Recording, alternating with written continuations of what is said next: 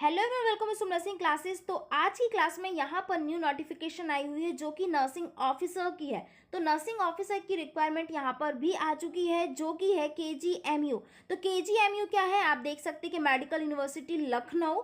तो यहाँ पर सभी कैंडिडेट इसमें अप्लाई कर सकते हैं। तो ये देखिए, हम यहाँ पर देखते हैं KGMU की जो वैकेंसीज निकली हैं, जो हमारी मेडिकल यूनिवर्सिटी है उसमें नर्सिंग ऑफिसर की वैकेंसी है। तो अब हम इसमें ये देखेंगे कि इसमें जो क्वालिफिकेशन है क्या चाहिए है, कौन कौन इसे अप्लाई कर सकता है, इसके साथ साथ इसकी लास्ट डेट क्या रहने वाली है, और साथ में ही हम यहाँ पर फीस भी देखेंगे। तो सबसे पहले तो हम यहाँ पर देख लेते हैं कि जो यहाँ पर रिक्वायरमेंट की बात कर रहे हैं, तो रिक्वायरमेंट यहाँ पर लिखा हुआ है कि ये जो लास्ट डेट है, फर्स्टली तो हम ये देखेंगे लास्ट डेट यहाँ पर पहले ही मेंशन कर दी गई है, last date of fee submission. अब यहाँ पर दिया हुआ है कि फीस सबमिशन की जो लास्ट डेट है ना वो 7 मई 2025 है, और last date of form submission 14 मई है। तो देखिए यहाँ पर फीस सबमिशन पहले ही करना होगा। मतलब कभी कभी ऐसा भी होता है फीस सबमिट नहीं कर पाते हैं, हम फॉर्म सबमिट पहले कर देते हैं, बट यहाँ ऐसा नहीं है, पहले हमें फीस सबमिट करना होगा। उसके बाद 14 तारीख तक अगर आपको कोई एडिट करना है या फिर कोई आपके डॉक्यूमेंट्स, कभी कभी होता है डॉक्यूमेंट्स नहीं मिल पाते हैं, तो उस डेट तक आपको डॉक्यूमेंट्स यहाँ पर सबमिट करना होगा। देन अब 14 मई तक आप फॉर्म को सबमिट कर सकते हैं। तो इस तरह से फीस पहले है और उसके बाद फॉर्म सबमिशन की यहाँ पर कुछ शेड्यूल दिए गए हैं कि आपको 7 मई तक फीस और 14 मई तक आपको फॉर्म सबमिट करना होगा। तो चलिए आगे की ओर बढ़ते हैं कि यहाँ पर हम देखते हैं कि जो भी एलिजिबल है किसका क्राइटेरिया क्या रहने वाला है। तो सबसे पहले तो हम यहाँ पर देखते हैं कि आपको टेबल के हेल्प से यहाँ पर दिया गया है, ये देख सकते हैं हम यहाँ पर कि जो नर्सिंग ऑफिसर लेवल 7 की जो वैकेंसी है 107 है, और इसमें जो क्वालिफिकेशन BSc नर्सिंग, और जो भी हमारे BSc नर्सिंग है, पोस्ट BSc नर्सिंग है, उसका जो रजिस्ट्रेशन है इंडियन नर्सिंग काउंसिल रिकॉग्नाइज होना चाहिए, जैसा कि हम जानते हैं, आप सभी जानते हैं। उसके साथ साथ जो भी हमारा रजिस्टर्ड, जैसे कि हमने देखा nurse midwifery state Indian nursing council, state का भी चल सकता है और इंडिया का भी चल सकता है, तो ये हो जाता है। और इसके साथ साथ BSc नर्सिंग और PBSc के अलावा GNM के जो स्टूडेंट हैं वो भी इसमें अप्लाई कर सकते हैं। लेकिन GNM स्टूडेंट्स के लिए एक नया थोड़ा सा क्राइटेरिया थोड़ा चेंज है। उनके लिए क्या होगा, रजिस्ट्रेशन और स्टेट और इंडिया दोनों का ही चल जाएगा, लेकिन GNM स्टूडेंट के लिए 2 year experience in a minimum 50 bedded hospital after acquired the education qualification mention at 2 above. तो यहाँ पर जो GNM के स्टूडेंट है ना उनके लिए 2 ईयर एक्सपीरियंस चाहिए, मिनिमम 50 बेडेड हॉस्पिटल का वहाँ पर एक्सपीरियंस चाहिए। तो GNM स्टूडेंट्स के लिए ये रहने वाला है। तो ये देखिए नर्सिंग ऑफिसर लेवल 7 की यहाँ पर वैकेंसी है, और नीचे भी यहाँ पर दी गई है कि अलग अलग यहाँ पर दिया गया है कि ये तो हो जाएगा बैकलॉग रिक्वायरमेंट और ये हो जाएगा जनरल रिक्वायरमेंट।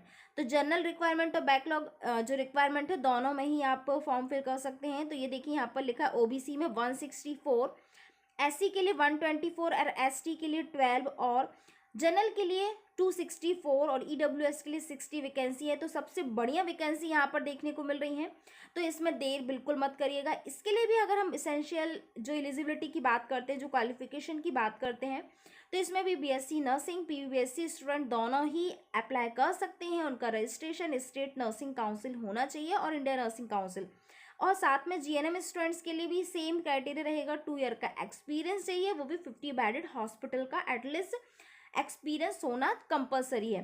तो ये देखिए यहाँ पर लिखी हुई है 626, मतलब 626 वैकेंसीज हैं, और जो बैकलॉग रिक्वायरमेंट में दी गई है यहाँ पर 107 वैकेंसी है। तो दोनों ही जो वैकेंसीज हैं नर्सिंग ऑफिसर लेवल 7 की वैकेंसी है, तो ये बहुत ही बढ़िया है, इसका पैकेज भी काफ़ी अच्छा रहने वाला है। और देखिए यहाँ पर एक नोट लिखा हुआ है, please note that candidate will have a produce Uttar Pradesh nursing council registered at the time of document verification. तो अगर आपका जो भी, जैसे कि अगर आप MP से हैं या फिर किसी भी स्टेट से हैं, तो आपको UP का जो रजिस्ट्रेशन है वो कन्वर्ट करवाना होगा, क्योंकि आपको डॉक्यूमेंटेशन के टाइम पर, वेरिफिकेशन के टाइम पर या तो इंडियन नर्सिंग काउंसिल रजिस्ट्रेशन में कन्वर्ट करवाना होगा। तो ये भी आपको ध्यान रखना है। तो ये अगर आपका सिलेक्शन होता है उसके बाद जो वेरिफिकेशन होगा तो यहाँ पर आपको कन्वर्ट करवाना होगा, ये तो आपको पता ही होगा। अब ये बात कर लेते हैं। अब इसके बाद यहाँ पर दिया गया है कि इसमें जो फीस रहने वाली है, फीस क्या रहने वाली है। तो फीस देखिए, इसकी जो एप्लीकेशन फीस है ना 2000 और 1200 है। तो UR मतलब जनरल, OBC और EWS के जो कैंडिडेट है ना उनकी जो टोटल फीस रहने वाली है 2360 रुपये, और SC ST की जो फीस रहने वाली है वो है 1416। तो यहाँ पर GST भी मिला के पूरा यहाँ पर बता दिया गया है। तो ये हो जाता है। और जो हमारे जो रिजर्व वाले होंगे जो उनके लिए एज रिलैक्सेशन भी दिया गया है। SC ST OBC के लिए अलग अलग यहाँ पर दिया गया है। तो अगर आप इस तरह की जो पूरी PDF निकालना चाहते हैं तो मैं आपको लास्ट में बता दूंगी कि आपको इस PDF को कैसे ओपन करना है, तो इसको पूरा देखिएगा। अब यहाँ पर बात कर लेते हैं। ये देखिए हमारा लिखा हुआ है। साथ में यहाँ पर नॉर्मलाइजेशन का भी यहाँ पर दिया गया है। तो ये देखिए एप्लीकेशन प्रोसेस भी आपको नीचे दी गई है कि आपको एप्लीकेशन प्रोसेस में क्या क्या करना होगा, कि जो भी हमारी चीज़ें हैं जैसे कि यहाँ पर कौन सी मतलब कितनी साइज़ में फ़ोटो होनी चाहिए, और valid email ID, Aadhaar number, mobile number, scanned image, marksheet and certificate for 8th and 12th। इसके साथ साथ डिप्लोमा और ग्रेजुएशन जो भी अगर आपकी BSc नर्सिंग है या फिर GNM है, तो ये सारी चीज़ें आपको ज़रूरत पड़ने वाली हैं। और देखिए यहाँ पर इमेज की बात की है, coloured photograph in JPG and JPEG का जो होगा मैक्सिमम जो फाइल साइज होनी चाहिए 80 KB की होनी चाहिए, और जो स्कैंड सिग्नेचर है वो भी 80 KB के होनी चाहिए। तो ये 80 KB का होगा तो वो फॉर्म सबमिट होगा, मतलब वो सिलेक्ट करेंगे तो 80 KB एटलीस्ट आपका ये होना चाहिए। तो ये तो हो जाता है। अब यहाँ एज रिलैक्सेशन की बात कर लेते हैं। तो एज रिलैक्सेशन में देखिए SC ST OBC कैंडिडेट का जो है 5 ईयर का दिया हुआ है, और जो हमारे इसके साथ साथ जो हमारे डिसेबल कैंडिडेट हैं, दिव्यांग हैं, उनके लिए 50 ईयर की जो यहाँ पर रिलैक्सेशन दी गई है। तो ये कुछ हमारे जानकारी हो जाती है। अब हम नेक्स्ट देखते हैं कि आपको इस PDF को ओपन कैसे करना है। तो चलिए हम बढ़ते हैं। तो सबसे पहले आपको गूगल में जाके KGMU रिक्वायरमेंट पर क्लिक करना है, और KGMU रिक्वायरमेंट पर यहाँ पर आपको टाइप करना है। टाइप करने के बाद आपको कुछ इस तरह का आएगा, कैरियर करके आएगा, तो आपको कैरियर में क्लिक करना होगा। देखिए आप कैरियर में क्लिक करते हैं, अगर आप मोबाइल फ़ोन में ओपन कर रहे हैं तो भी आपको ओपन हो जाएगा। अब ये देखिए यहाँ पर हमें कुछ ये ऑप्शन आते हैं, जॉब अपॉर्चुनिटीज़ के आते हैं। तो देखिए सबसे ऊपर ही दिया हुआ है KGMU नर्सिंग ऑफिसर रिक्वायरमेंट 2025। तो यहाँ पर आपको जो कि 1 अप्रैल को ही आ गई है, तो यहाँ पर देखिए ये दिया हुआ है कि आपको यहाँ पर इसे क्लिक करना होगा, तो आपको सारी PDF ओपन हो जाएगी। तो देखिए इसकी जो स्टार्ट डेट हो चुकी है वो अप्रैल को ही हो चुकी है, 1 अप्रैल से ही स्टार्ट हो गई है। तो यहाँ पर आपको क्लिक करना है, PDF में क्लिक करना है। हम सिंपली PDF में क्लिक करते हैं तो आपका जो भी होगा यहाँ पर PDF ओपन हो जाएगा। तो आप देख सकते हैं कुछ इस तरह से हमारे यहाँ पर PDF ओपन हो गया है।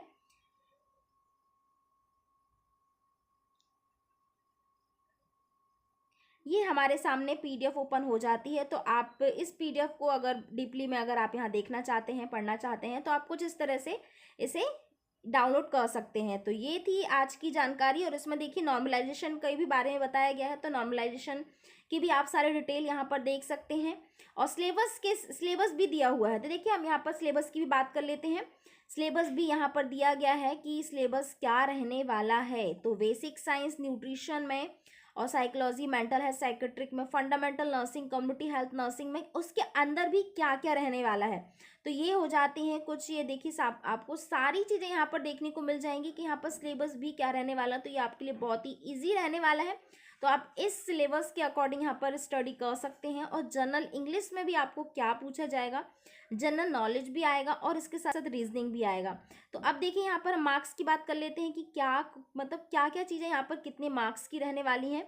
तो यहाँ पर आपको इसी में फॉर्म में देखने को मिल जाएगा कि क्या हमें कितने मार्क्स का देखने को मिलेगा।